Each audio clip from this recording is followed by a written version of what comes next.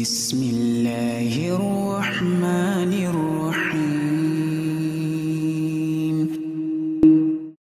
Dan ibadah kepada Allah Subhanahu wa taala definisinya seperti yang dijelaskan oleh Syekhul Islam Taimiyah rahimahullahu taala, ismun jami'un likulli ma yuhibbuhu Allah wa yardah minal aqwali wal af'al adh-dhahira wal batinah.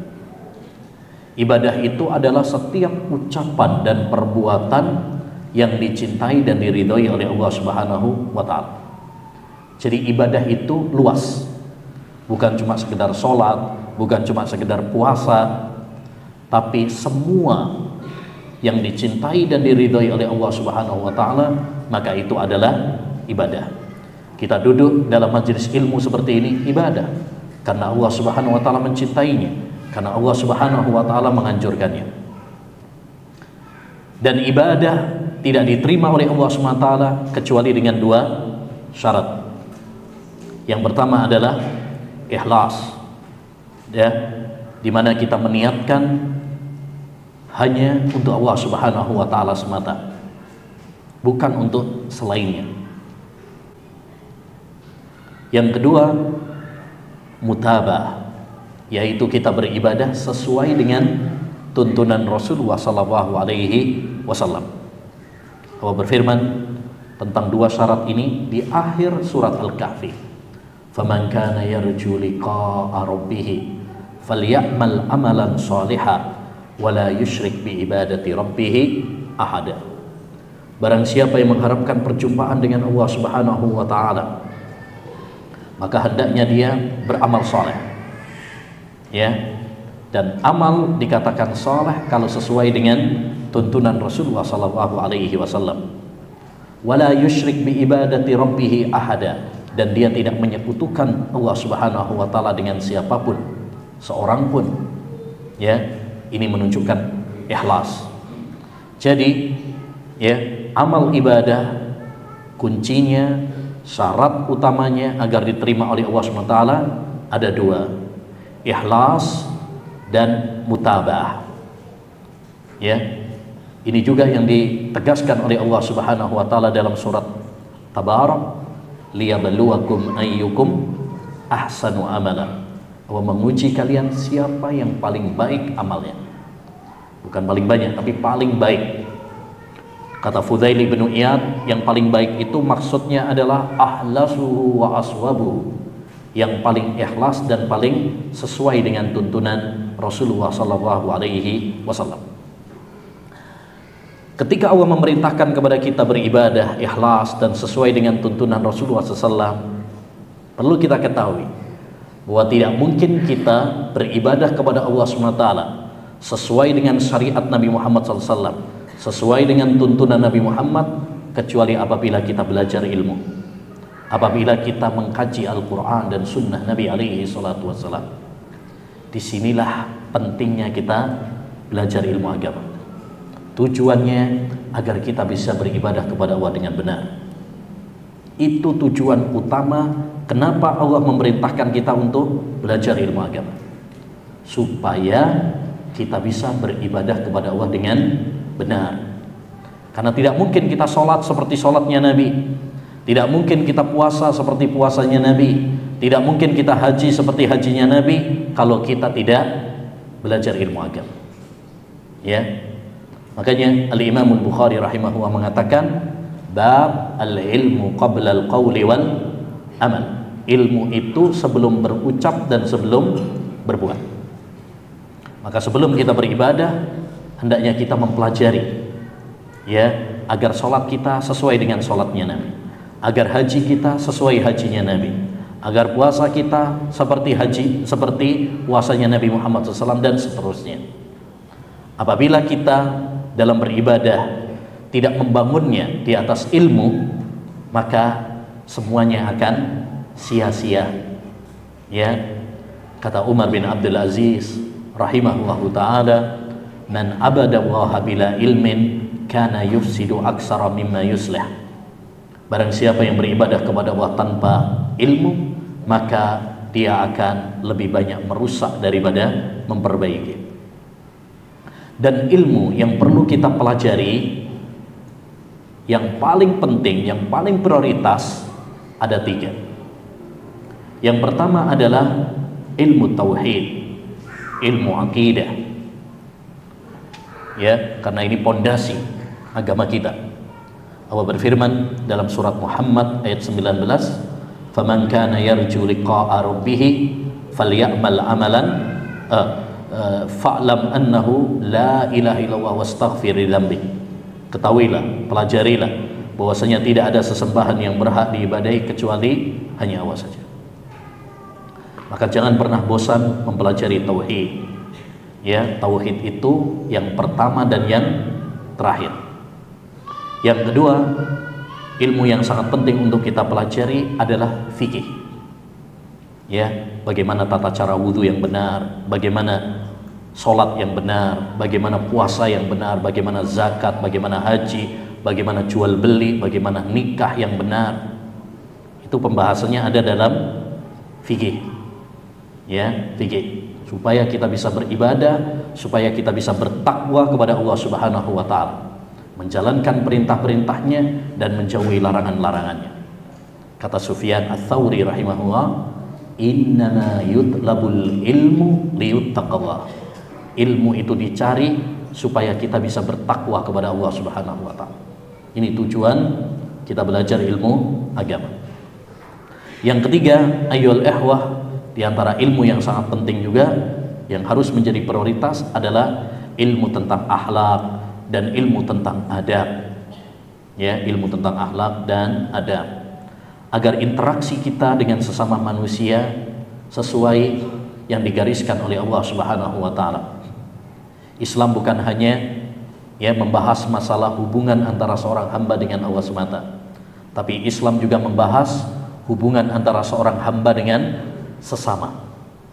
Bahkan dalam sebuah hadis yang sahih, Nabi SAW pernah ditanya tentang an aktsari ma yudkhilun nasal jannah. Rasulullah ditanya, amalan apa wahai Rasulullah yang paling sering, yang paling banyak memasukkan orang ke surga? Maka beliau menjawab, taqwallah wa husnul khuluq. Takwa kepada Allah Subhanahu wa taala dan akhlak yang mulia. Jadi ini 3 bidang ilmu yang harus menjadi prioritas kita. Ilmu banyak, ilmu luas, ya, tapi 3 ilmu ini harus menjadi apa? Prioritas bagi kita. Jadi di antara ilmu yang harus menjadi prioritas tadi adalah masalah fikih. Ya. Masalah fikih. Makanya para ulama menulis kitab-kitab fikih. Ada yang ringkas, ada yang sedang, ada yang tebal. Ya. Dan sayangnya banyak di antara kaum muslimin, bahkan para penuntut ilmu, ya, malas untuk mempelajari fikih. Ya, alasannya panjang, ketebalan kitabnya, ya, kebanyakan khilaf, perselisihan ulama, bikin bingung dan lain sebagainya. Oleh karenanya para ulama rahimahu wa ta'ala, ya, untuk mempermudah kita mempelajari fikih, ya, mereka mempermudah dengan mempelajari kaidah-kaidahnya. Kaidah-kaidahnya. Supaya apa? Supaya ilmu fikih kita semakin kuat, semakin matang, dan semakin mudah dalam mempelajari fikih. Kata Al-Qarrafi rahimahullah dalam kitabnya Az-Zahirah, kullu fikhin lam yuharraj 'alal qawaid falaysa bisyai'. Setiap fikih yang tidak dibangun di atas kaidah-kaidah, pondasi-pondasi, maka itu adalah ilmu yang keropos. Kita sering nih ngaji tapi nggak mantep ilmunya. Sering ikut pengajian, ikut tabligh akbar, ikut bedah buku, tapi kalau ditanya suatu masalah, kayaknya saya pernah dengar. Nah, kayaknya itu tandanya ilmunya nggak mantep. Nah, kenapa ikhwan? Karena kita tidak mempelajari dengan pondasi-pondasinya. Kita tidak mempelajari kaidah-kaidahnya. Disinilah pentingnya bagi kita mempelajari apa? Kaidah-kaidah fikih. Ya, kaidah-kaidah fikih. Insyaallah taala pada kesempatan ini kita akan mempelajari kaidah fikih, belajar dasar-dasarnya. Jadi ini belajar dasar ya, yang mudah aja. Yang mudah aja belum tentu paham kan? Ya, jadi kita insyaallah taala kita akan belajar bersama-sama kaidah fikih ini. Banyak berdoa kepada Allah Subhanahu wa taala supaya Allah Subhanahu wa taala memberikan kemudahan kepada kita untuk memahaminya. Ya, hilangkan image belajar kaidah fikih itu sulit. Ya, insyaallah ilmu agama itu apa? Mudah. Selama kita semangat dan selama kita banyak berdoa kepada Allah Subhanahu wa taala. Sallallahu ilman nafi'a, mintalah kepada Allah ilmu yang bermanfaat. Rabbi zidni ilma. Ya, perbanyak doa, ya Allah tambahkan ilmu kepadaku. Nah, buku tentang kaidah fikih itu banyak. Ya, ada yang kecil, ada yang tebal, berjilid-jilid juga ada. Nah, kita belajar yang tipis-tipis aja. Ya, yang mudah-mudah aja. Insyaallah taala dari kitab Mandhumah yang ditulis oleh Syekh Abdurrahman bin Nasir As-Sa'di, ya, rahimahullahu taala. Sebelum kita masuk pada pembahasan kitab, ya, kita akan mengenal terlebih dahulu biografi singkat penulis. Kemudian kita mengenal tentang kitab ini, Mandhumah Qawaid Fiqhiyah. Kemudian yang ketiga adalah ya muqaddimah tentang kaidah fikih. Ya. Jadi sebelum mempelajari sebuah kitab itu mestinya kita urutannya begitu. Belajar dulu apa? Biografinya, penulis. Tak kenal maka tak sayang, supaya kita lebih semangat dalam mempelajarinya. Ya. Kemudian mempelajari tentang kitabnya. Isi kitab ini bahas apa? Jangan sampai nanti setelah khatam tapi ditanya tentang ini kitab apa nggak ngerti. Ya. Baik. Syekh Abdurrahman bin Nasir As-Sa'di penulis buku ini, nama lengkap beliau Abu Abdillah Abdurrahman bin Nasir bin Abdillah bin Nasir bin Hamad Al-Sa'di dari kabilah Bani Tamim. Jadi kunyahnya adalah Abu Abdillah. Abu Abdillah, ini kunyah namanya. Kunyah itu nama yang didahului dengan Abu kalau laki-laki, Ummu kalau perempuan. Dan ini sunnah, ikhwan. Salah satu sunnah yang banyak ditinggalkan pada zaman sekarang adalah memiliki kunyah. Kunyah itu nama yang didahului dengan Abu. Hanya lihat para sahabat, para salaf rata-rata memiliki kunyah. Memiliki kunyah. Ya, Abu Bakar, Umar, Abu Hafsah, Abu Hafiz, ya, Ali, Abul Hasan, dan seterusnya. Baik. Beliau dilahirkan di kota Unaizah. Ini tempat kita belajar dulu. Unaizah, Qasim. Qasim itu gak jauh dari ibu kota Saudi, Riyadh. Ya, sekitar 1 atau 2 jam. Beliau dilahirkan di kota Unaizah pada tanggal 12 Muharram tahun 1307 Hijriah.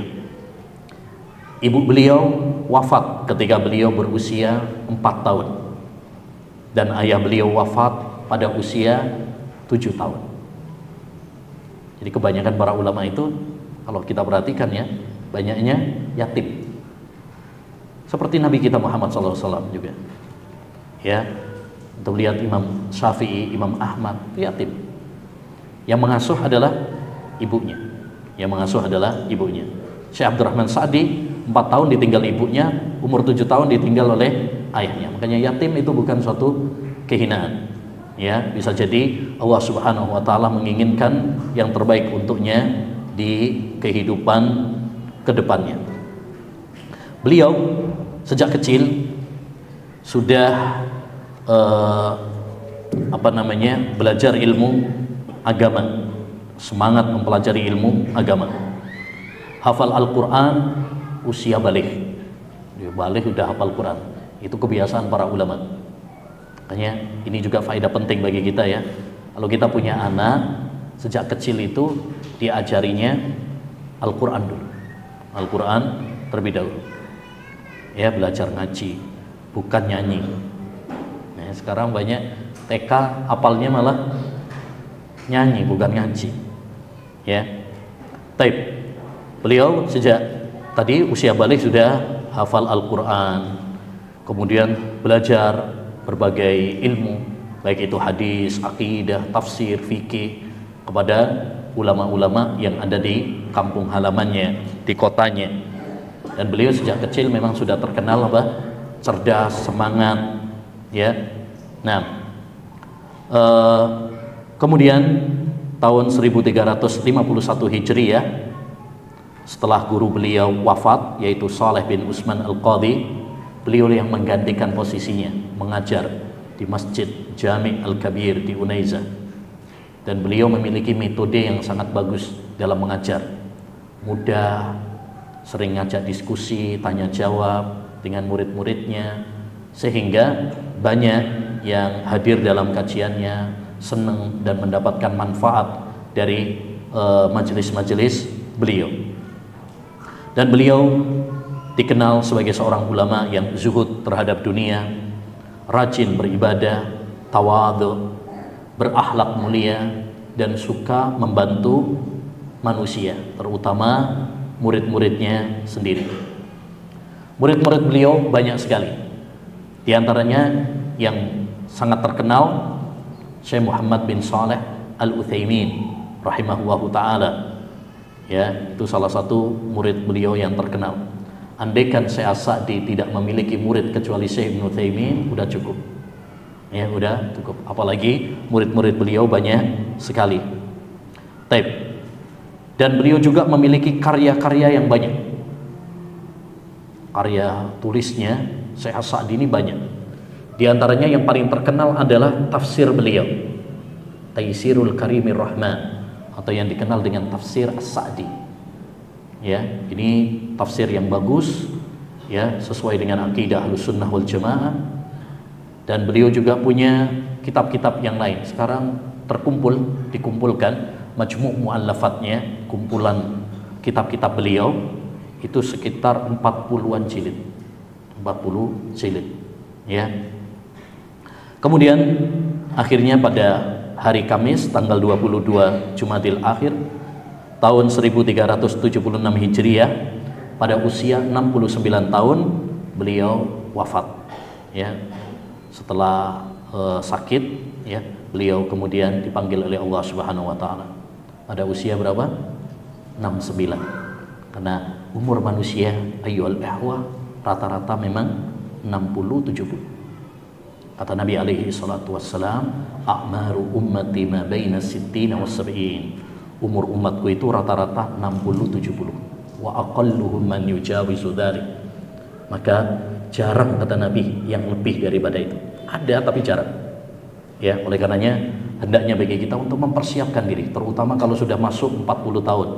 Apalagi kalau sudah umur ya 50, 60, hendaknya bagi kita mempersiapkan diri. Ya, kita semuanya pasti akan mati. Kullu nafsin dha'iqatul maut. Setiap yang bernyawa pasti akan mati. Baik, ini biografi singkat tentang penulis, yaitu Syekh Abdurrahman bin Nasir As-Sa'di. Adapun buku ini judulnya Mandhumatul Qawaid Al-Fiqhiyah. Mandhumah itu kalau bahasa kita ya bait-bait syair. Karena para ulama kebiasaan mereka membukukan ilmu itu ya salah satunya adalah dengan cara membuat mandhumah. Supaya apa? Supaya lebih mudah dihafal, lebih mudah dicerna, ya, diingat, dan tidak membosankan.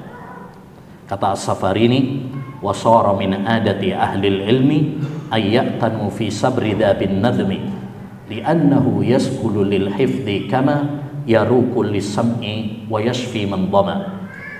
Termasuk kebiasaan ahlul ilm adalah membukukan ilmu itu dengan mandhumah, itu bait-bait syair tadi. Kenapa? karena supaya lebih mudah dihafal. Makanya mestinya ini kalau kita belajar ini mestinya dihafal ini. Mandumah ini mestinya dihafal. Ya, orang Arab itu kalau dibikin syair itu lebih mudah dihafal. Dulu pernah diceritakan ada orang baru masuk Islam di zaman Umar bin Khattab. Akhirnya diajari sholat subuh 2 rakaat, duhur 4 rakaat, asar 4 rakaat, maghrib 3 rakaat, isya 4 rakaat. Suruh ngulangi kebalik-balik, kebalik. Ya, akhirnya kata Umar, orang Arab suka syair. Akhirnya jumlah rakaat tadi dibikin syair sama dia, dibikin syair sama Umar bin Khattab. Suruh ngulangi bisa, ya, suruh ngulangi bisa. Jadi para ulama rahimahumullah ta'ala membuat disiplin ilmu dengan mandumah itu tujuannya supaya mudah dihafal, mudah dicerna, dan enak didengar. Kalau pakai mandumah itu kan enak. Kayak kalau kita bahasa Arab, pantun, puisi, itu kan enak kalau didengar. Nah, mandumah ini ayyuhal ikhwah berisi tentang kaidah-kaidah dalam fikih yang sangat penting diketahui oleh muslim dan muslimah. Ya, tentu kaidah fikih banyak, tapi apa yang beliau tuangkan dalam mandumah ini adalah ya kaidah-kaidah yang sangat penting. Ya, dimana kalau kita perhatikan mandumah ini berisi 49 bait, 49 bait, tapi menghimpun 46 kaidah. 49 bait syairnya, ya, kalau kita lihat itu halaman 7 itu kan ada 49 bait, tapi isinya dia berisi 46 kaidah fikih. Jadi hampir semua bait syairnya daging semuanya, kaidah-kaidah fikih semuanya, dan kaidah-kaidah fikih pilihan yang sangat penting. Beliau menulis buku ini di usia yang masih muda, yaitu 23 tahun. Jadi 23 tahun sudah banyak nulis buku, diantaranya buku yang ada di hadapan kita ini. Tapi mandumah ini ayyuhal ikhwah memiliki beberapa keistimewaan. Jadi mandumah qawaid fikih ini memiliki beberapa keistimewaan. Keistimewaan yang pertama, mandumah ini menghimpun kaidah-kaidah penting dalam fikih. Kaidah-kaidah yang penting, karena kaidah fikih itu banyak, tapi yang kaidah-kaidah penting insyaallah hampir semuanya ada di dalam kitab ini. Ya. Yang kedua, bahasanya mudah. Bahasanya mudah sehingga mudah dimengerti dan mudah untuk dihafal. Mudah dimengerti dan mudah untuk dihafalkan. Nah, maka kalau antum ingin mantap ilmunya, salah satu caranya adalah dengan menghafal. Bahkan dulu para ulama, ini pernah kita pelajari juga di kitab yang pertama yang dulu kita baca, Ta'zimul Ilm, kata Syekh Shalih Al-Utsaimin apa? Man ramal ilma bila hifdhin faqad istahal. Siapa yang ingin ilmunya mantap tapi nggak mau menghafal, maka namanya menghayal. Menghayal. Jadi maksudnya kalau kita ingin ilmu kita kuat, ya memang harus apa? Menghafal. Yang ketiga, di samping buku ini berisi tentang kaidah fikih, ternyata juga berisi pendidikan-pendidikan tarbiyah.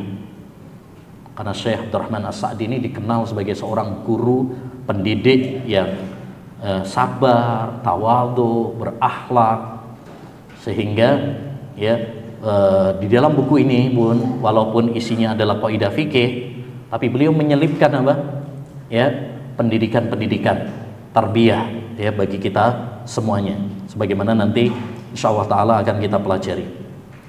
Yang keempat, di antara hal yang menunjukkan pentingnya buku ini banyak disyarah para ulama. Apa disyarah itu? dijelaskan, dikaji, diajarkan, ya, banyak. Baik buku-buku tersebut ada yang sudah tercetak atau ada yang belum tercetak.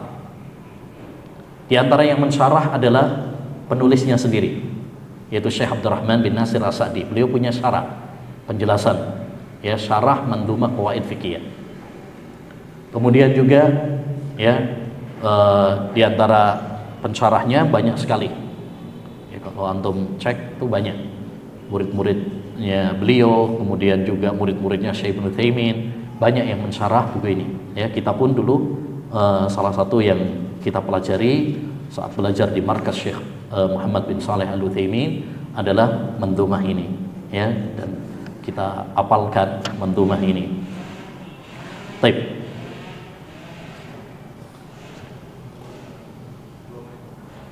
Baik. Jadi ayyuhal ikhwah, ini sekilas tentang apa? Biografi penulis, yaitu Syekh Abdurrahman bin Nasir As-Sa'di. Dan yang kedua adalah, ya, sekilas tentang buku ini, Mandhumah Al-Qawaid Al-Fiqhiyah. Ini penting untuk kita ketahui sebelum kita masuk di dalam mempelajari kitab, ya, supaya kita lebih apa? Kenal, lebih bersemangat. Karena tak kenal maka tak sayang, ya. Maka ini penting bagi kita. Jadi intinya tujuan kita belajar qawaid fikih ini adalah apa? Supaya kita memiliki pondasi dalam mempelajari fikih. Karena fikih ini kalau kita pelajari, permasalahan dalam fikih itu apa? Banyak sekali, ya, banyak. Dulu saja dalam madhab Abu Hanifah, masalah fikih dalam madhab Abu Hanifah atau para ulama madhab Hanafiyah, masalah fikih dalam madhab kami ada 500.000 masalah. 500.000, setengah juta. Itu zaman dulu. Bagaimana dengan zaman saya, dengan zaman kita, dengan zaman sekarang, ya, dimana pada zaman ini banyak perkembangan fikih kontemporer yang tidak ada di zaman Nabi Shallallahu Alaihi Wasallam. Ya, baik itu dalam kedokteran, baik itu dalam, ya, ekonomi, baik itu dalam ibadah. Misalkan ini mikrofon, boleh nggak adzan dengan mikrofon? Zaman dulu nggak ada, ya. Nah, ini masalah-masalah yang aktual kontemporer yang tidak ada di zaman Nabi Shallallahu Alaihi Wasallam. Disinilah letaknya kita penting mempelajari apa? Kaidah fikih. Ya, jadi kaidah fikih itu ibaratkan seperti rumus. Kalau kita belajar matematika atau fisika, itu kan ada rumusnya, ya. Dimana kalau orang sudah ngerti tentang rumusnya, rumus matematika, rumus fisika, udah paham rumusnya, maka akan sangat mudah mempelajari, ya, permasalahan-permasalahan dalam matematika atau fisika, sehingga dikasih soal apapun mudah bagi dia. Tapi kalau dia nggak paham rumusnya, susah. Nah, kaidah fikih pun demikian. Kita belajar kaidah fikih itu tujuan atau faedah yang paling terasa adalah, ya, kita bisa memahami banyak permasalahan-permasalahan fikih dengan mudah.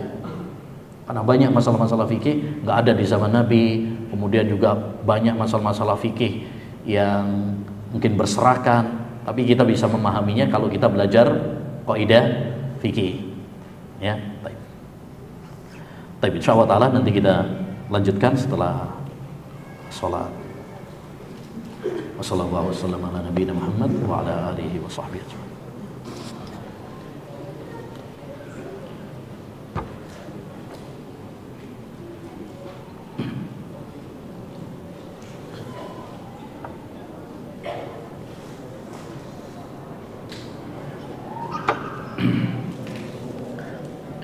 Alhamdulillah, wassalatu wassalamu ala rasulillah, wala hawla wala quwwata illa billah, amma ba'd. Kita lanjutkan ayyuhal ikhwah wal akhwat, pembahasan yang ketiga, yaitu muqaddimah tentang kaidah fikih. Jadi kalau tadi mengenal tentang penulisnya, Syekh Abdurrahman bin Nasir As-Sa'di. Yang kedua mengenal tentang bukunya, yaitu Mandhumah Al-Qawaid Al-Fiqhiyah.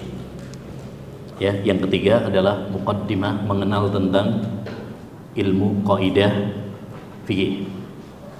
Ya, ini masuk pada pembahasan ya.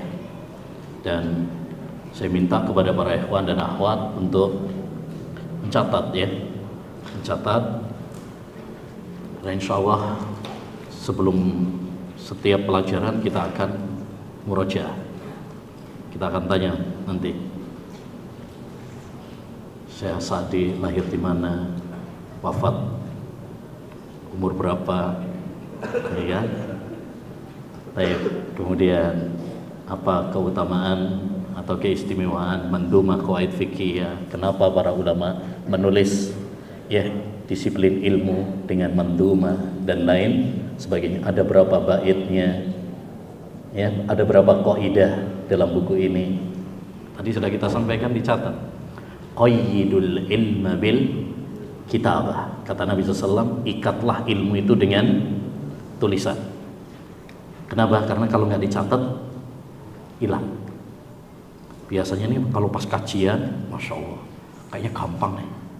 Ya, nggak usah dicatat deh, gampang. Ya, nggak taunya kalau nggak dicatat, sebelum subhanakallahumma bihamdika udah hilang. Ya. Nah, makanya para ulama dan Nabi SAW menekankan kepada kita untuk apa? Ya, untuk mencatat, Bahkan dahulu Asy-Sya'bi pernah mengatakan, "Idza sami'ta faidatan faktubha walau 'alal ha'id." Kalau kamu mendengar satu faedah ilmu, maka catatlah walaupun di tembok. Tapi jangan di tembok masjid, dimarahi sama takbirnya nanti. Tapi maksudnya itu lil mubalaghah. Dalam ilmu sastra Arab itu lil mubalaghah, untuk penekanan. Ya, oleh karenanya alhamdulillah kita ini bukunya sudah disiapkan oleh panitia ya, jazakumullah khair. Tinggal kita mencatat ya. Maka jangan lupa bawa alat tulis dan siapkan buku tulisnya, kitabnya. Karena ilmu jika tidak ditulis tadi akan hilang. Sayang, hudurul majlisi bila kitab belun, kata Imam Az-Zuhri, menghadiri majelis ilmu tanpa membawa buku tulis, kitab ya, tanpa membawa catatan adalah satu kerugian. Rugi karena kita sudah meluangkan waktu, meluangkan tenaga ya, meluangkan mungkin harta, butuh bensin juga di sini. Ya kan? Kalau kita sudah meluangkan tersebut terus kita nggak mencatat, hilang, rugi kita. Rugi. Ibaratnya kata Imam Syafi'i seperti apa? Orang yang berburu setelah mendapatkan buruan dilepas. Ya, al ilmu saydun wal kitabatu qaiduha. Ilmu itu kata Imam Syafi'i ibaratkan buruan dan tulisan ibaratkan tali pengikatnya. Qayyid suyudaka bil hibalil wathiqah. Ikatlah ya buruanmu dengan ikatan yang kuat. Faminal hamaqati antasida wazalatan wa tatrukuha bainal khalaiqi tariqah. Termasuk kebodohan kalau kamu sudah berburu, udah capek-capek dapat buruan, setelah dapat kamu lepas begitu aja. Ya. Nah, jadi masalah yang ketiga, insyaallah taala kita akan mempelajari, mengenal tentang ilmu kaidah fikih. Apa definisi kaidah fikih, apa manfaat kita mempelajari kaidah fikih. Nah, ini sebelum kita masuk kepada kitabnya. Kaidah fikih itu diambil dari dua kata, kaidah dan fikih, kan gitu ya. Kaidah fikih berarti diambil dari dua kata, kaidah sama fikih. Kaidah artinya landasan, pondasi. Jadi misalkan qawaidul bait, kaidah rumah, maksudnya apa? Pondasi rumah. Seperti dalam surat Al-Baqarah, wa idh yarfa'u Ibrahimul qawaida minal bait. Ingatlah tatkala Nabi Ibrahim mengangkat qawaid, Ka'bah. Qawaid di situ maksudnya apa? Pondasi Ka'bah. Pondasi Ka'bah. Adapun fikih maksudnya apa? Ma'rifatul ahkam syar'iyyah al-amaliyah bi'adillatiha tafsiliyah. Itu definisi fikih. Mengenal ya hukum-hukum syar'i, mengenal hukum-hukum syar'i, syariat yang bersifat amaliyah berdasarkan dalil-dalil secara terperinci. Itu definisi fikih. Ma'rifatul ahkam syar'iyyah, kita mengenal hukum-hukum syar'i, bukan hukum adat, ya, bukan apalagi ya hukum-hukum yang bukan syar'i, ya, bukan syar'i. Misalkan bahasa atau yang lain, tidak. Jadi yang kita bahas adalah fikih itu pembahasannya hukum-hukum syariat yang bersifat amaliyah. Amaliyah seperti sholat, puasa, zakat, haji. Itu namanya amaliyah, bukan keyakinan. Kalau keyakinan itu ada pembahasannya sendiri, yaitu tauhid, akidah. Jadi kalau fikih ya bedanya, kalau akidah itu pembahasannya tentang keyakinan. Tapi kalau fikih itu pembahasannya tentang amaliyah yang nampak, seperti sholat, puasa, ya, zakat, haji, jual beli, rumah tangga. Itu pembahasannya dalam fikih. Taib. Bi adillatiha tafsiliyah, berdasarkan dalil. Makanya yang namanya fikih itu kita mengenal hukum berdasarkan dalil, bukan berdasarkan ikut-ikutan, bukan taklid. Jadi kita tahu sholat itu hukumnya wajib, dan kita tahu dalilnya karena Allah berfirman, wa aqimus shalah wa atuz zakah, dirikan sholat, tunaikan zakat. Kita tahu zina itu haram, ya, sebab Allah berfirman wala taqrabuz zina. Itu namanya ilmu, itu namanya fikih. Kita mengenal hukum berdasarkan apa? Dalil, bukan karena ikut-ikutan. Al ilmu ma'rifatul huda bidalilihi madzaka wat taqlidu yastawiyani. Ya, ilmu itu adalah mengenal hukum berdasarkan dalilnya. Baik. Adapun kaidah fikih kalau digabung itu kan kalau sendiri-sendiri ya, kaidah sendiri, fikih tersendiri. Adapun kalau digabung, kaidah fikih artinya dasar-dasar syar'i, dasar-dasar syar'i yang mencakup luas, cabang-cabang permasalahan fikih, ya, dasar-dasar syar'i yang mencakup luas cabang-cabang permasalahan fikih. Jadi namanya kaidah fikih itu tadi ibaratkan apa? Saya sampaikan seperti rumus. Dia dasar-dasar, kaidah-kaidah, rumus-rumusnya. Dengan kita mempelajari kaidah-kaidah ini, kita nanti akan bisa mempelajari dan mengetahui hukum banyak permasalahan-permasalahan fikih, cabang-cabang permasalahan fikih. Hanya dengan mempelajari satu kaidah itu sudah berapa masalah fikih bisa kita fahami. Ya. Misalkan ada kaidah al-yakin la yazulu bisyak, sesuatu yang yakin tidak dihilangkan dengan keraguan. Itu bisa nanti masalah wudu, masalah sholat, masalah puasa, masalah haji, masalah nikah, masalah jual beli, itu tercakup semuanya di situ. Ya, tercakup. Itu namanya apa? Kaidah fikih, dasar-dasar syar'i yang mencakup luas ya cabang-cabang permasalahan fikih untuk diketahui hukumnya. Baik. Berikutnya sumber kaidah fikih. Ya, sumber kaidah fikih. Kaidah fikih ini sumbernya diambil dari apa? Ya, kaidah fikih. Apa karangan ulama gitu aja? Para ulama mimpi ketemu kaidah fikih, misalkan dapat ilham, atau mereka bikin sendiri-sendiri, atau mereka mengambilnya itu karena ada dalilnya. Nah, ini sumber kaidah fikih ayyuhal ikhwah adalah Al-Quran, hadis, dan penelitian para ulama. Penelitian para ulama. Jadi kaidah fikih itu diambil dari Quran. Misal dalam surat Al-Baqarah ayat 188 Allah mengatakan wala ta'kulu amwalakum bil batil. Janganlah kalian memakan harta kalian dengan cara yang batil, dengan cara yang haram. Ini kaidah. Berarti kita nggak boleh memakan harta kita sendiri atau memakan harta orang lain dengan cara yang haram. Nggak boleh dengan riba, nggak boleh dengan mencuri, nggak boleh dengan merampok, nggak boleh dengan menipu. Ini kaidah. Ya, baik. Makanya Al-Quran itu adalah sumber utama kaidah fikih.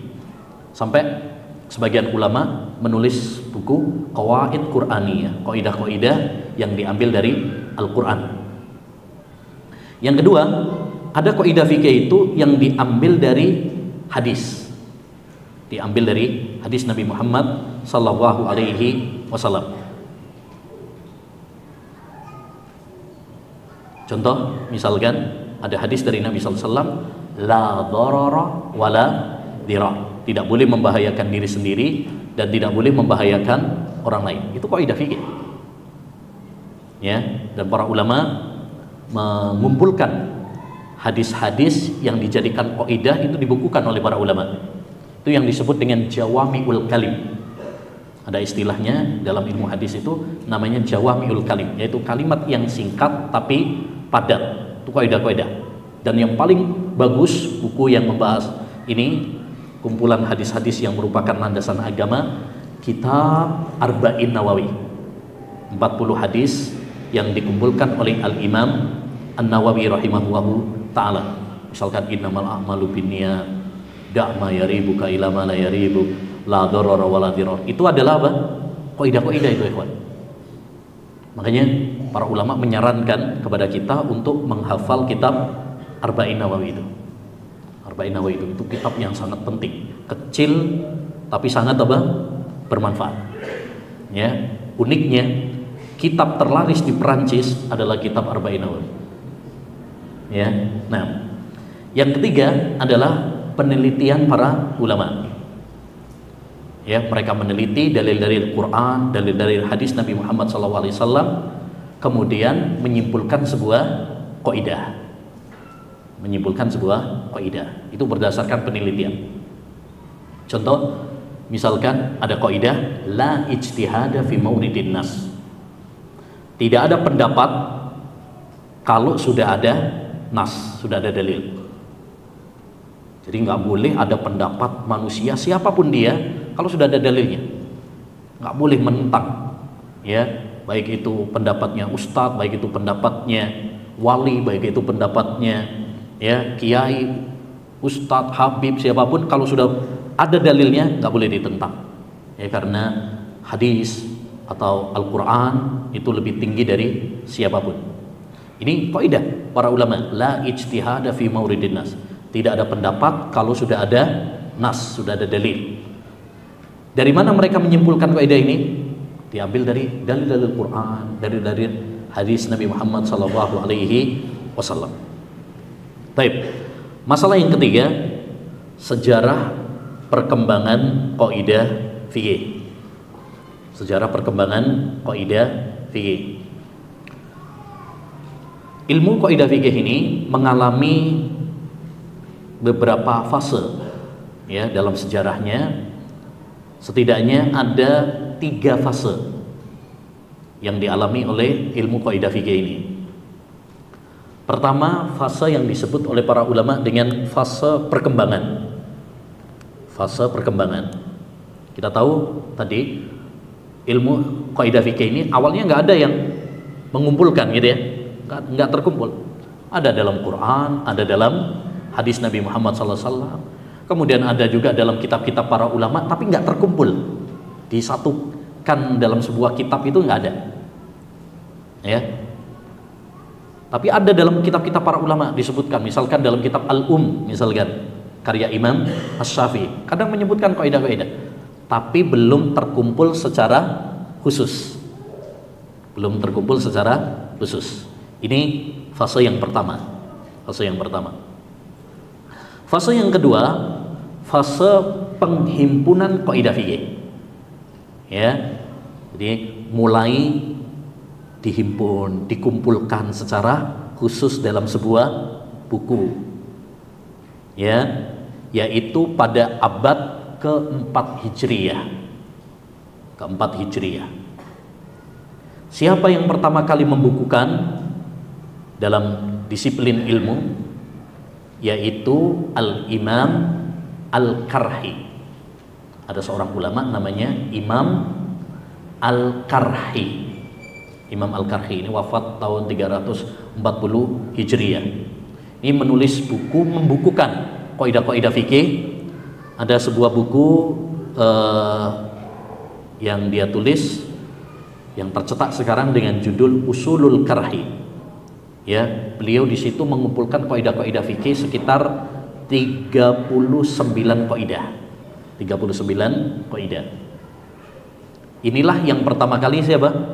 Membukukan kaidah fikih dalam sebuah buku khusus. Siapa tadi namanya? Imam Al-Karhi.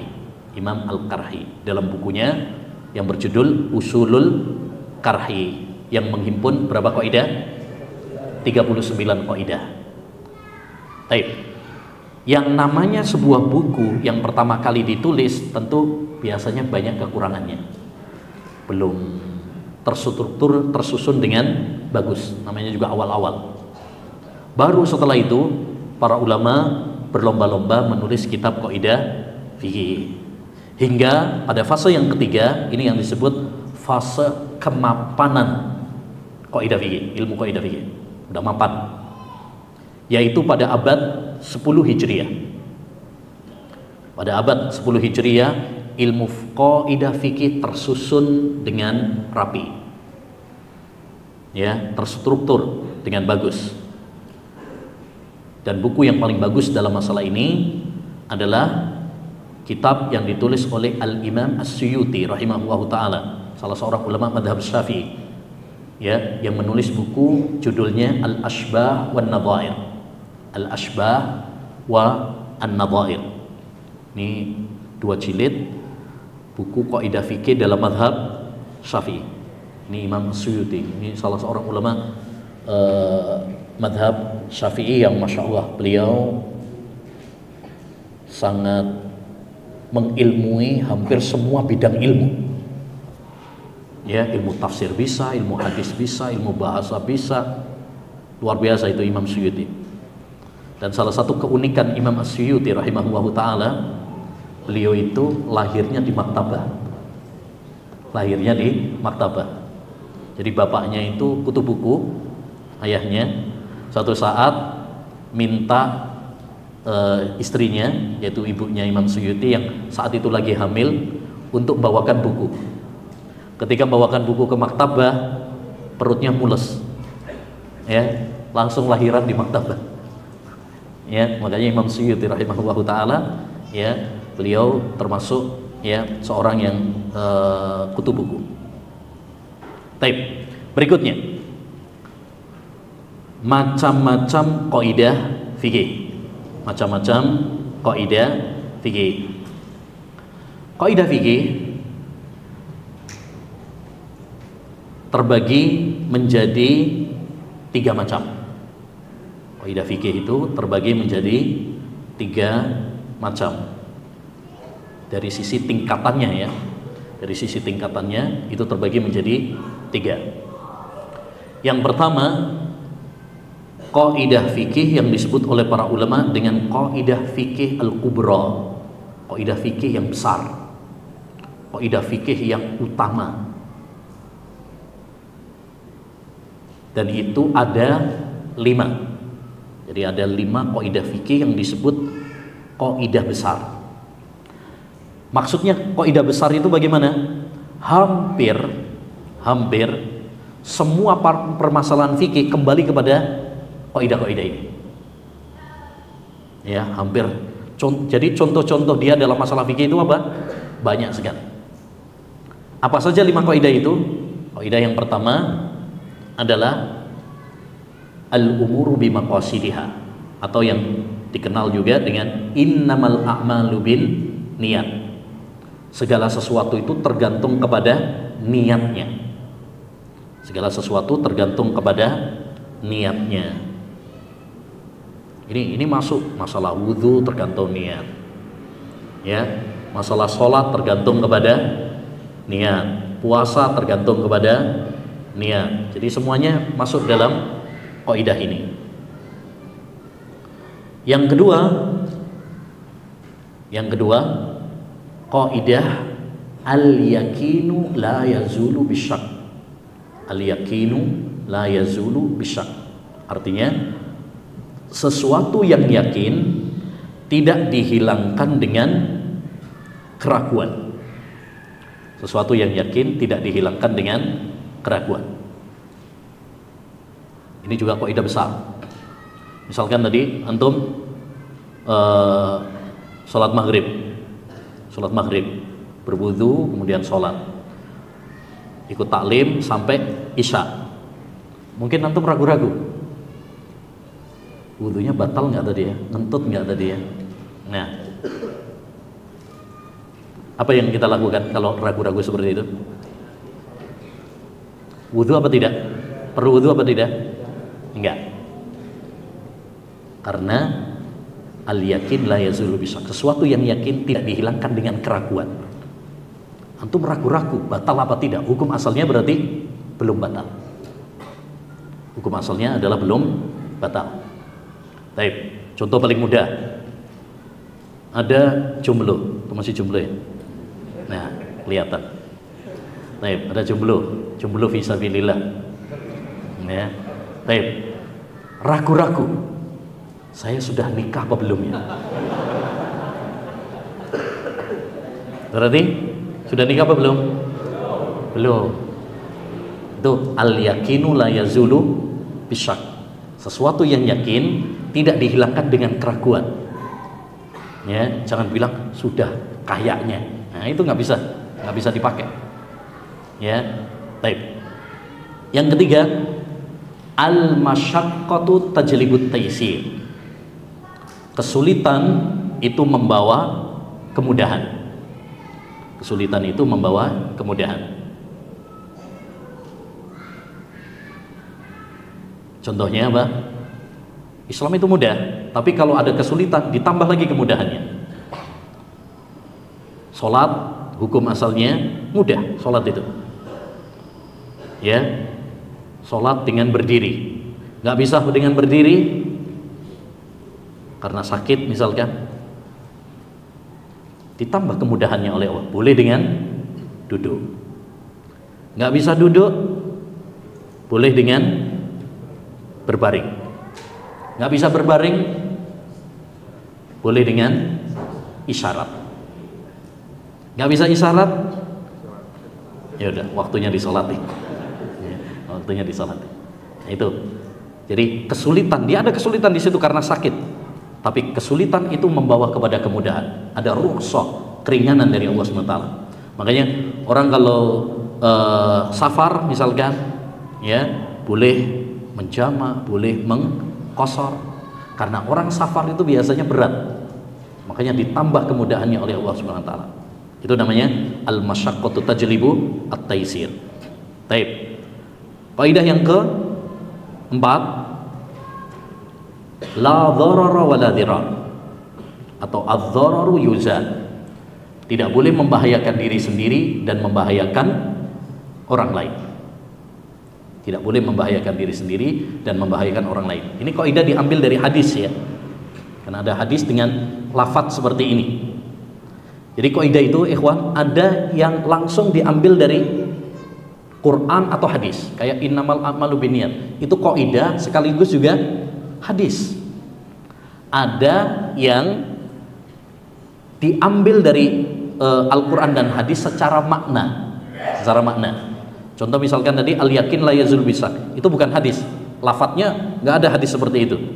Tapi kandungan maknanya diambil dari Al-Quran dan hadis. Di antaranya sabda Nabi, da' ma yaribuka ila ma la yaribu. Tinggalkan yang meragukanmu menuju yang tidak meragukan. Nah, la dharar wa la dhirar ini diambil dari hadis. Ada hadis dengan lafaz seperti ini. Tidak boleh membahayakan diri sendiri dan membahayakan orang lain. Contoh mudah apa? Rokok. Rokok itu terbukti ya membahayakan diri sendiri dan juga terbukti membahayakan orang lain. Ya, makanya dalam bungkus rokok sendiri sudah ada tulisannya, rokok membunuhmu, dan gak ada demo yang protes itu. Ya, nah, dan membahayakan orang lain. Ya, bahkan dalam riset kedokteran, rokok itu bisa membahayakan kepada ibu hamil dan janin yang ada di perutnya. Ya, bahkan ada tulisan rokok menyebabkan apa aja itu? Kanker kantong kering, jantung, impoten, gitu kan? Nah, berarti itu membahayakan diri sendiri dan membahayakan orang lain. Nah, itu la dharara wala dirar. Baik, yang kelima adalah al-'adatu muhakkamah. Al-'adatu muhakkamah. Adat istiadat bisa dijadikan sandaran hukum. Adat istiadat itu bisa dijadikan sebagai sandaran hukum. Ini juga kaidah yang penting. Makanya hukum asal adat istiadat itu boleh. Islam itu tidak anti adat. Islam itu tidak anti budaya. Islam itu tidak anti kearifan lokal. Tidak. Ya. Tapi Islam mengarahkan supaya adat istiadat tersebut tidak bertentangan dengan syariat. Ya, selama tidak bertentangan dengan syariat, boleh bagi kita untuk mengambil adat istiadat, budaya, kearifan lokal selama tidak bertentangan dengan syariat. Tapi kalau bertentangan dengan syariat, maka tidak boleh bagi kita untuk ya mempertahankannya dengan kesepakatan para ulama. Ya. Oleh karenanya hendaknya bagi kita ya untuk memfilter adat istiadat, bukan memerangi menolak semuanya, tidak. Islam itu tidak anti budaya. Taib. Contoh misalkan tuh pakai baju batik misalkan, ada hari batik nasional, misalkan. Boleh apa tidak? Boleh, karena itu adat istiadat. Adat istiadat. Ya, mau pakai kopiahnya songkok nasional misalnya, boleh, silakan. Ya, karena itu adat saja.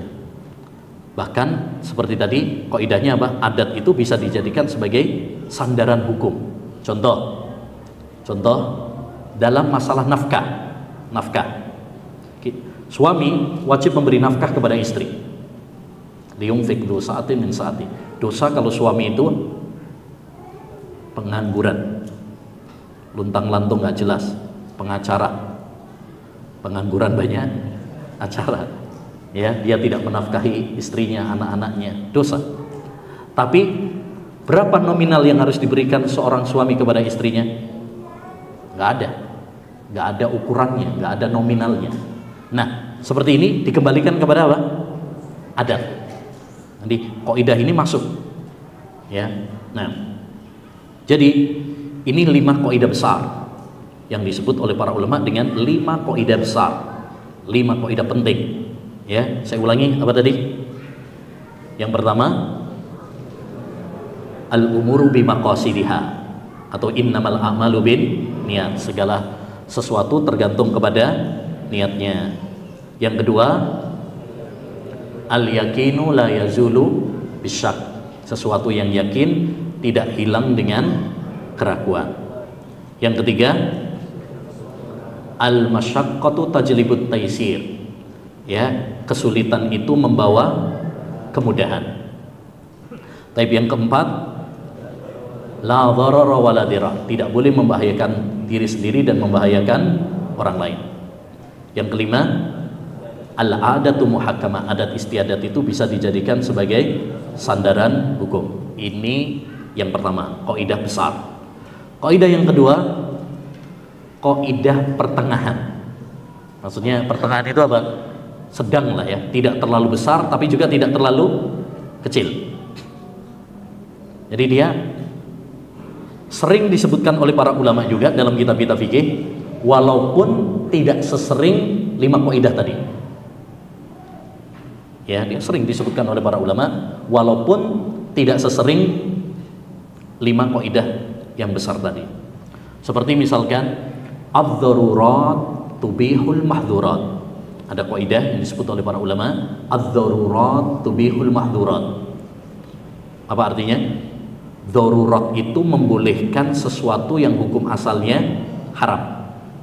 Contoh, makan bangkai hukum asalnya haram. Tapi kalau kondisinya darurat, kalau kita nggak makan bangkai tersebut, kitanya mati. Boleh apa tidak? Boleh.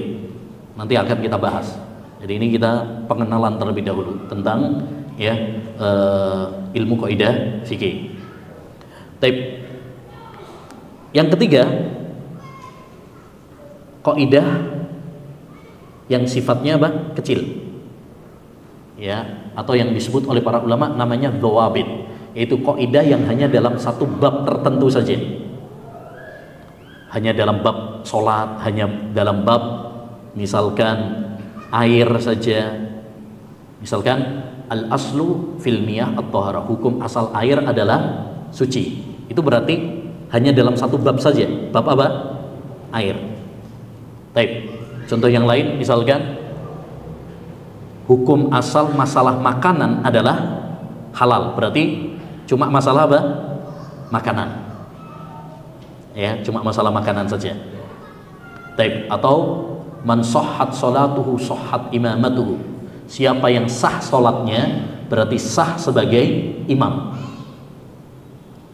Kalau dia sholat sendirian sah, berarti sah sebagai apa? Imam. Itu patokannya. Itu namanya dhawabit, yaitu kaidah yang hanya dalam satu bab saja. Bab sholat, bab air, bab nikah misalkan. Nah, itu namanya kaidah kecil, hanya dalam satu bab saja. Tapi masalah yang terakhir, manfaat mempelajari kaidah fikih. Nah ini penting nih, supaya kita tahu apa sih manfaatnya kalau kita belajar kaidah fikih. Ya. Dan ini antum harus tanyakan pada setiap ilmu yang ingin antum pelajari. Antum misalkan mau belajar tajwid. Manfaatnya saya mempelajari ilmu tajwid apa? Antum mau belajar misalkan bahasa Arab. Apa manfaat yang bisa saya petik ketika saya belajar bahasa Arab ini? Misalkan antum belajar akidah, misalkan antum belajar hadis, antum belajar fikih, antum belajar termasuk sekarang misalkan belajar kaidah fikih. Tanyakan, manfaat apa yang bisa saya petik kalau saya mempelajari ini? Supaya apa? Faedahnya dua. Satu, supaya ini menjadi motivasi bagi kita. Kalau antum tahu, oh manfaat saya belajar fikih ini misalkan, atau kaidah ini biar saya fikihnya kuat, supaya saya bisa beribadah kepada Allah dengan benar. Oh, akhirnya semangat. Oh, saya belajar bahasa Arab nahwu shorof supaya nanti saya bisa memahami Al-Quran dan hadis dengan benar. Akhirnya semangat, ada motivasi di sana. Baik. Yang kedua, manfaatnya adalah apa? Kalau kita tahu manfaat mempelajari suatu bidang ilmu itu adalah supaya kita bisa mempertimbangkan mana yang harus diprioritaskan. Karena ilmu yang perlu kita pelajari itu apa? Banyak, ikhwan. Ilmu itu seperti lautan yang tidak bertepi. Semakin kita dalami, semakin kita akan merasa banyak ilmu yang belum kita ketahui. Nah, ilmu itu luas. Tapi tadi antum tanyakan, mana yang harus diprioritaskan? Salman Al-Farisi mengatakan, al-ilmu katsir wal umru qasir. Ilmu itu banyak, sedangkan usia kita terbatas. Maka prioritaskan ilmu yang paling bermanfaat untuk akhirat. Prioritaskan ilmu yang paling bermanfaat untuk akhiratmu. Kalau kita mempelajari semua ilmu, nggak cukup waktu kita. Karena ilmu itu luas sekali. Makanya sebagian ulama mengatakan ilmu itu ada 3 tingkatan. Siapa yang masuk pada tingkatan yang pertama, sombong. Biasanya orang kalau baru belajar dikit, tahu dikit, udah langsung petentang-petenteng.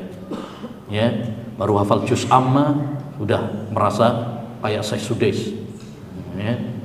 Udah belajar nahwu sorof dikit aja udah merasa kayak Sibawai, ya. Baru belajar fikih dikit sudah merasa dirinya kayak Syekhul Islam, ya, atau Imam Syafi'i. Nah ini. Kemudian wa man dakhala sibrasani tawadhu. Kalau dia masuk pada tingkatan yang kedua, dia akan tawadhu, semakin merendah. Wa man dakhala sibrasalis alima annahu la ya'lamu syai'an. Siapa yang masuk pada tingkatan yang ketiga, semakin dia mendalami lagi, dia akan tahu, dia akan sadar bahwa dirinya masih bodoh. Ya, artinya semakin kita mendalami ilmu ini, kita akan semakin sadar masih banyak ilmu yang belum kita pelajari. Sehingga kita tawadhu, kita merasa bahwa kita ini masih fakir ilmunya, ya, tidak sombong. Nah, apa manfaat kita mempelajari kaidah fikih? Banyak, ya, setidaknya ada 4 manfaat penting. Yang pertama, mengilmui permasalahan fikih, ya, secara mendalam, dan praktis. Itu kalau belajar kaidah fikih itu lebih efisien, lebih praktis. Karena kalau kita mempelajari fikih, permasalahan-permasalahan fikih itu banyak sekali. Tadi sudah saya sampaikan, dalam mazhab Abu Hanifah saja disebutkan masalah-masalah fikih dalam mazhab Abu Hanifah itu ada berapa? 500.000 masalah fikih. Itu zaman dulu. Gimana dengan zaman sekarang? Dengan kemajuan teknologi, ya, dalam masalah ya, muamalah, dalam masalah kedokteran, ya, dan lain sebagainya. Jadi dengan kita mempelajari kaidah fikih, kita akan mengetahui permasalahan fikih ini secara lebih apa? Ya, lebih praktis, lebih mudah. Islam itu sempurna bukan dengan kita mengetahui, ya, dalil setiap permasalahannya.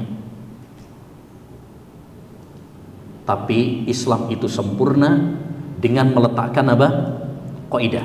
Jadi Islam itu tidak bahas satu persatu semuanya, enggak.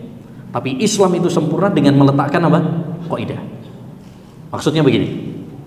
Contoh misalkan dalam masalah makanan, Islam itu sempurna bukan dengan bahas satu persatu. Tempe halal, tahu halal, ya, apa lagi? Siomay halal, ya, apa? Batagor halal, satu persatu gitu, enggak. Tapi Islam itu sempurna dengan meletakkan apa? Kaidah.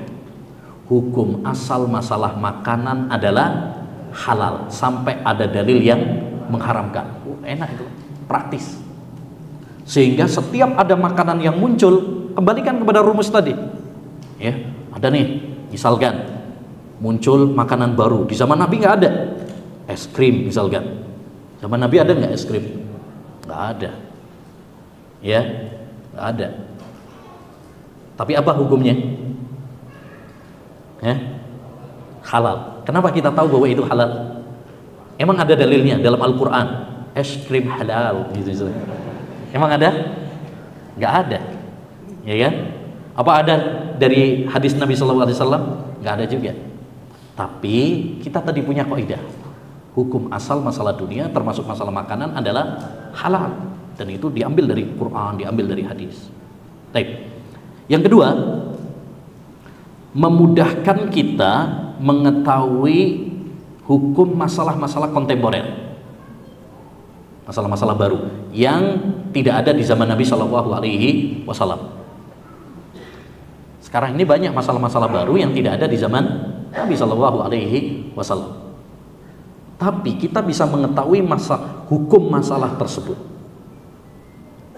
kalau kita mempelajari kaidah fikih. Paling mudah tadi, misalkan rokok. Zaman Nabi ada nggak rokok? Ya? Belum ada. Kan itu ada Ustaz, surat Ad-Dukhan. Ya, Ad-Dukhan. Ad-Dukhan itu bukan rokok.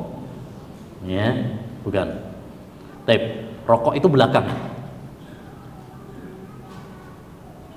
Kita bisa mengetahuinya hukumnya kalau kita mempelajari tadi kaidah fikih. Salah satunya dengan kaidah apa? La dharara wala dirar. Kopi, zaman Nabi ada nggak kopi? Ya, nggak ada. Makanya kalau ada hadis-hadis tentang kopi, pastikan itu hadis palsu.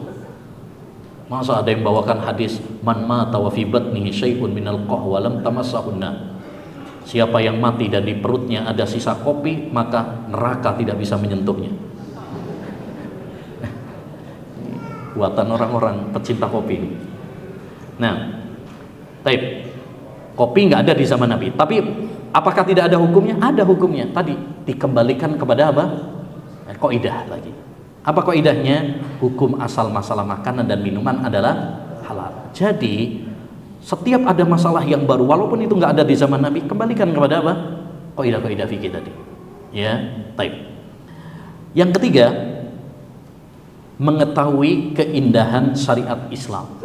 Mengetahui keindahan syariat Islam, kesempurnaan akidah Islam. Sehingga kita itu semakin apa? Mantap dengan Islam, semakin cinta dengan Islam. Ya. Karena Islam ini ternyata apa? Mampu menjawab semua permasalahan yang berkembang, ya, tantangan-tantangan setiap zaman yang terus apa? Berkembang. Islam ternyata mampu menjawabnya. Jangan lupakan peristiwa corona yang menimpa dunia, termasuk juga menimpa negeri kita. Itu banyak masalah-masalah fikih yang ya mungkin baru kita tahu saat ada corona. Apa hukum sholat pakai masker? Apa hukum sholat dengan soft yang berjarak? Bahkan apa hukum sholat di rumah, ya, karena khawatir ya ketularan corona. Itu masalah-masalah fikih yang mungkin sebelumnya nggak terbayang oleh kita, ya kan? Nah, tapi ternyata para ulama dengan kaidah-kaidah fikih mereka mampu menjawab, oh boleh seorang sholat pakai apa? Masker, karena hukum pakai masker itu makruh dan makruh ya kalau memang ada kebutuhan hajah itu adalah diperbolehkan. Ya, kaidah para ulama al makruh yajuzu lil hajah. Sesuatu yang makruh itu boleh kalau memang ada hajah, ada kebutuhan. Ya, lihat bagaimana para ulama rahimahullah taala mampu menjawab permasalahan. Ya, demikian juga dengan kaidah-kaidah yang lainnya. Misalkan vaksin atau misalkan apa? Itu yang disendirikan pasiennya, isolasi, itu ternyata apa? Para ulama menjawab dengan darul mafasid muqaddam min jalbil masalih. Berdasarkan hadis-hadis juga, firra minal majdum firaraka minal asad, larilah kamu dari orang yang terkena lepra seperti kamu lari dari singa.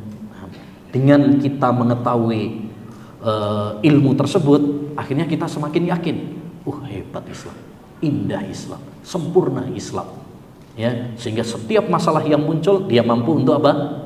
Menjawabnya, sehingga kita semakin apa? Bangga sebagai seorang muslim. Ya, gak ada di agama-agama yang lain sekomplit agama Islam. Islam itu mulai dari bangun tidur sampai kita tidur lagi, semuanya udah dibahas. Tapi yang keempat, di antara faedah kita belajar faedah fikih itu apa?